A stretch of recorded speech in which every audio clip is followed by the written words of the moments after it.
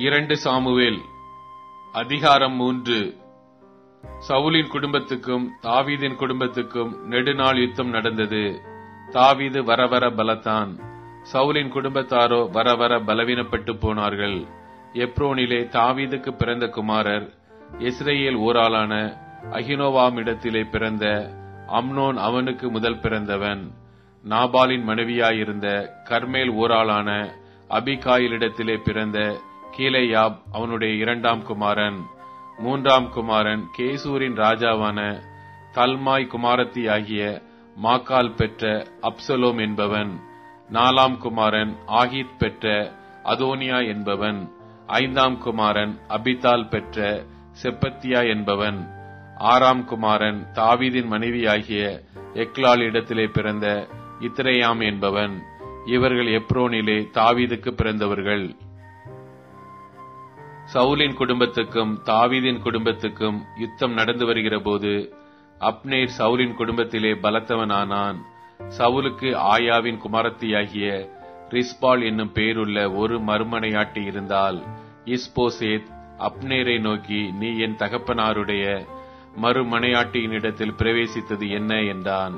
Abner இஸ்போசேத்தின் வார்த்தைகளுக்காக மிகவும் கோபம் கொண்டு, உம்மை தாவீதின் கையில் ஒப்புக்கொடாமல் இந்நாள் மட்டும் உம்முடைய தகப்பனாகிய சவுலின் குடும்பத்துக்கும் அவருடைய சகோதரருக்கும் சிநேகிதருக்கும் தயவு செய்கிறவனாகிய என்னை நீர் இன்று ஒரு ஸ்திரீ நிமித்தம் குற்றம் பிடிக்கிறதற்கு நான் யூதாவுக்கு உட்கையான ஒரு நாய் தலையா?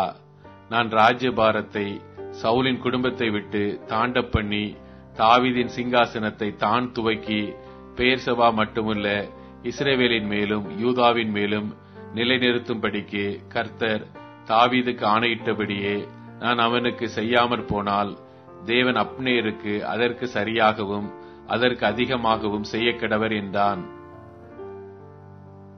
அப்பொழுது அவன் அப்னேருக்கு பயப்பட்டதினால் அப்புறம் ஒரு மறுமொழியும் அவனுக்கு சொல்லாதிருந்தான். அப்னேர் தன் நாமத்தினாலே தாவீதினிடத்திற்கு ஸ்தானாபதிகளை அனுப்பி, தேசம் யாருடையது? என்னோடு உடன்படிக்கை பண்ணும். இதோ இஸ்ரவேலை எல்லாம் உம்மிடத்தில் திரும்ப என் கை உம்மோடு இருக்கும் என்று சொல்லச் சொன்னான். அதற்கு தாவீது, நல்லது, உன்னோடே நான் உடன்படிக்கை பண்ணுவேன். ஆனாலும் ஒரே காரியம் உன்னிடத்தில் கேட்டுக்கொள்ளுகிறேன். அது என்னவெனில், நீ என் முகத்தை பார்க்க வரும்போது சவுலின் குமாரத்தியாகிய மீகாலை நீ அழைத்து வர வேண்டும். அதற்கு முன் நீ என் முகத்தை பார்ப்பதில்லை என்று சொல்லச் சொல்லி அவன் சவுலின் குமாரனாகிய இஸ்போசேத்தினிடத்திற்கும் ஸ்தானாபதிகளை அனுப்பி, நான் பெலிஸ்தருடைய 100 நுனித்தோள்களை பரிசமாக கொடுத்து விவாகம் பண்ணின என் மனைவியாகிய மீகாலை அனுப்பிவிடும் என்று சொல்லச் சொன்னான். அப்பொழுது இஸ்போசேத் அவளை லாயீசின் குமாரனாகிய பல்தியேல் என்னும் புருஷனிடத்திலிருந்து அழைத்து வர ஆட்களை அனுப்பினான். அவள் புருஷன் பஷூரிம் மட்டும் அவள் பிறகாலே அழுது கொண்டு வந்தான். அப்னேர் அவனை நோக்கி, நீ திரும்பி போ என்றான். அவன் திரும்பி போய்விட்டான். அப்னேர் இஸ்ரவேலின் மூப்பரோடு பேசி, தாவீதை உங்கள் மேல் ராஜாவாக வைக்கும்படிக்கு நீங்கள் அநேக நாளாய் தேடினீர்களே, இப்போதும் அப்படி செய்யுங்கள். என் தாசனாகிய தாவீதின் கையினால் என் ஜனமாகிய இஸ்ரவேலை பெலிஸ்தரின் கைக்கும் அவருடைய எல்லா சத்துருக்களின் கைக்கும் நீங்களாக்கி ரட்சிப்பேன் என்று கர்த்தர் தாவீதை குறித்து சொல்லியிருக்கிறாரே என்றான். இந்த பிரகாரமாக அப்னேர் பென்யமீன் மனுஷர் காதுகள் கேட்க பேசினான். பின்பு அப்னேர் இஸ்ரவேலர் பார்வைக்கும் பென்யமீனுடைய எல்லா குடும்பத்தாரின் பார்வைக்கும் சம்மதியானதை எல்லாம் எப்ரோனிலே தாவீதின் காதுகள் கேட்க பேசுகிறதற்கு போனான். அப்னேரும் அவனோட கூட 20 பேரும் எப்ரோனில் இருக்கிற தாவீதினிடத்தில் வந்தபோது தாவீது அப்னேருக்கும் அவனோடே வந்த மனுஷருக்கு விருந்து செய்தான். பின்பு அப்னேர் தாவீதை நோக்கி, நான் எழுந்து போய் இஸ்ரவேலை எல்லாம் உம்மோடே உடன்படிக்கை பண்ணும்படிக்கு ராஜாவாகிய என் ஆண்டவனிடத்தில் சேர்த்து கொண்டு வருகிறேன். அதனாலே உம்முடைய ஆத்மா அரசாள விரும்புகிற இடமெல்லாம் அரசாளுவீர் என்றான். அப்படியே தாவீது அப்னேரை அனுப்பிவிட்டான். அவன் சமாதானத்தோடே போனான். தாவீதின் சேவகரும் யோவாபும் அநேகம் பொருட்களை கொள்ளையிட்டு தண்டில் இருந்து கொண்டு வந்தார்கள். அப்பொழுது அப்னேர் எப்ரோனில் தாவீதினிடத்தில் இல்லை. அவனை அனுப்பிவிட்டான். அவன் சமாதானத்தோடே போய்விட்டான். யோவாபும் அவனோடு இருந்த எல்லா சேனையும் வந்தபோது, நேரின் குமாரனாகிய அப்னேர் ராஜாவினிடத்தில் வந்தான் என்றும் அவர் அவனை சமாதானமாய் போக அனுப்பிவிட்டார் என்றும் யோவாபுக்கு அறிவித்தார்கள். அப்பொழுது யோவாப் ராஜாவண்டையில் பிரவேசித்து, என்ன செய்தீர்?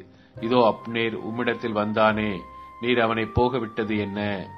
நேரின் குமாரனாகிய அப்னேரை அறிவீரே, அவன் உம்மை மோசம் போக்கவும் உம்முடைய போக்குவரத்தை அறியவும் நீர் செய்கிறதை எல்லாம் ஆராயவும் வந்தான் என்று சொன்னான். யோவாப் தாவீதை விட்டு புறப்பட்ட உடனே அவன் அப்னேரை தாவீதுக்கு தெரியாமல் கூட்டிக் கொண்டு வரும்படி ஆட்களை அனுப்பினான். அவர்கள் சீரா என்னும் துறவு மட்டும் போய் அவனை அழைத்துக் கொண்டு வந்தார்கள். அப்னேர் எப்ரோனுக்கு திரும்பி வருகிற போது யோவாப் அவனோட ரகசியமாய் பேசப் போகிறவன் போல அவனை ஒலிமுக வாசலின் நடுவே ஒரு பக்கமாய் அழைத்து போய் தன் தம்பி ஆசகேலுடைய இரத்த பழியை வாங்க அங்கே அவனை வயிற்றிலே குத்தி கொன்று போட்டான். தாவீது அதை கேட்டபோது, நேரின் குமாரனாகிய அப்னேரின் இரத்தத்திற்காக என் மேலும் என் ராஜ்யத்தின் மேலும் கர்த்தருக்கு முன்பாக என்றைக்கும் பழி இல்லை. அது யோவாபுடைய தலையின் மேலும் அவன் தகப்பன் குடும்பத்தின் மேலும் சுமந்திருப்பதாக. யோவாபின் வீட்டாரிலே பிரம்மியக்காரனும் குஷ்டரோகியும் கோல் ஊன்றி நடக்கிறவனும் பட்டயத்தால் விழுகிறவனும் அப்பம் குறைச்சல் உள்ளவனும் ஒரு காலம் ஒளிந்து போவதில்லை என்றான்.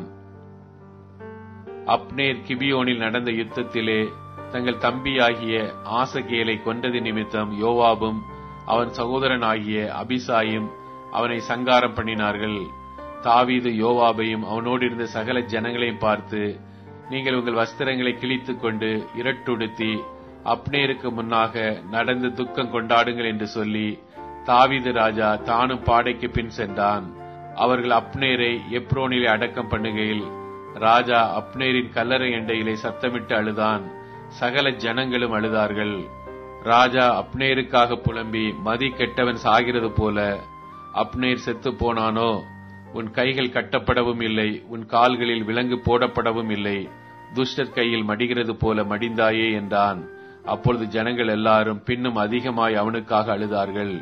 பொழுது இன்னும் இருக்கையில் ஜனங்கள் எல்லாரும் வந்து அப்பம் புசியும் என்று தாவீதுக்கு சொன்னபோது, தாவீது, சூரியன் அஸ்தமிக்கிறதற்கு முன்னே நான் அப்பத்தை ஆகிலும் வேறெதையாகிலும் ருசி பார்த்தால் தேவன் எனக்கு அதற்கு சரியாகவும் அதற்கு அதிகமாகவும் செய்யக்கடவர் என்று ஆணையிட்டு சொன்னான். ஜனங்கள் எல்லாரும் அதை கவனித்தார்கள். அது அவர்கள் பார்வைக்கு நன்றாயிருந்தது.